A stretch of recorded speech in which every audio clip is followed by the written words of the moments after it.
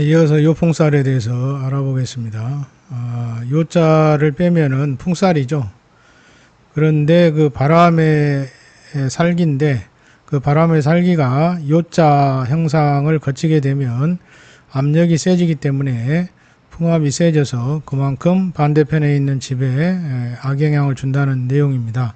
그래서 요풍살이라고 명칭을 짓고 있습니다. 실제 이제 건물도 마찬가지로 요자, 한자 요자 모양으로 형성되어 있는 곳은 요풍살이라고 생각을 하시면 됩니다. 이런 구조죠.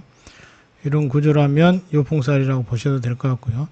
또 하나는 이제 건물이 양쪽에 있는데 그 틈이 벌어진 사이로 바람이 들어와서 맞은편을 칠 때 이것도 요풍살로 볼 수가 있습니다.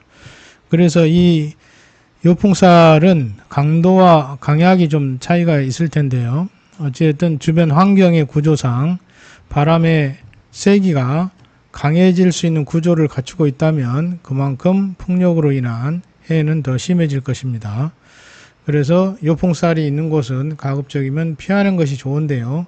왜냐하면 그 흉상이 이 사람에게 미치는 영향은 정서불안을 가져오거나 판단착오, 수면 질량 악화, 잠을 잘 못 잔다는 얘기입니다. 그 다음에 신경쇠약 등을 가져올 수 있다라고 알려져 있습니다.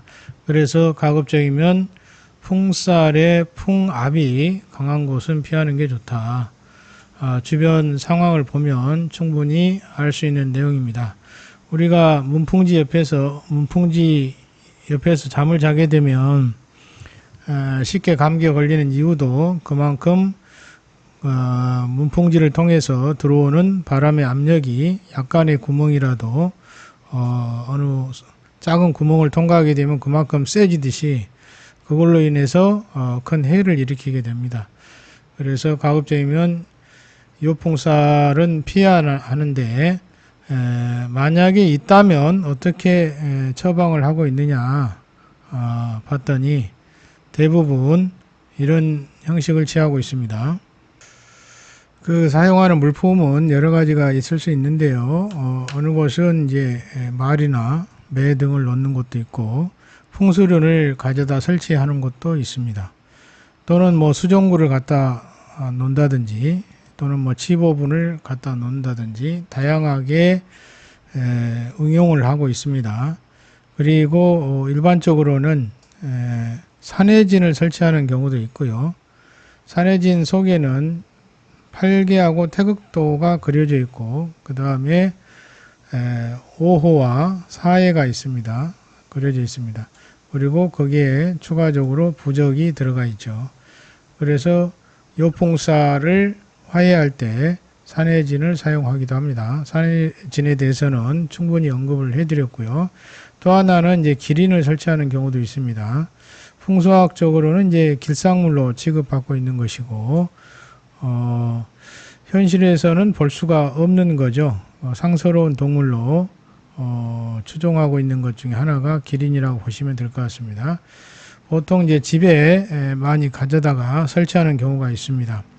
또 기린의 효과가 중에 하나가 자손을 또 번성시키는 역할도 한다고 보고 있기 때문에 기린을 많이 사용하는 것으로 알려져 있습니다.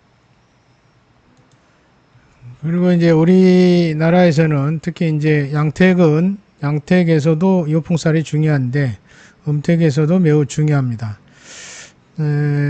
직접 이렇게 감정을 가보면 이 요풍살이 미치는 영향이 아주 지대하다는 것을 좀 알아야 되는데 요풍살이 심한 곳에 집을 짓고 사는 경우를 많이 봤습니다. 그래서 거기에 대해서 깊게 생각을 하지 않는 것 같습니다. 요풍살은 불어오는 방향이나 또는 그 풍압의 정도나 주변 상황 거기에 따라서 많은 영향을 줍니다. 방위도 중요하겠죠. 또는 시대적 시운도 매우 중요하게 작동을 합니다. 그래서 여기에서는 요풍살의 기본 개념만 아시고 사방으로 불어올 수 있는 요풍살을 어떻게 하면 피할 것인지 생각을 해야 할 것입니다. 가급적이면 요풍살이 심한 곳은 들어가지 않는 것이 좋고 그렇지 않고 풍압이 좀 약하다면 들어가서라도 보완을 해서 사용할 수 있으면 사용하는 것도 괜찮습니다. 그래서 그 상황에 따라서 대처를 해야 될 것이다 라고 보여집니다.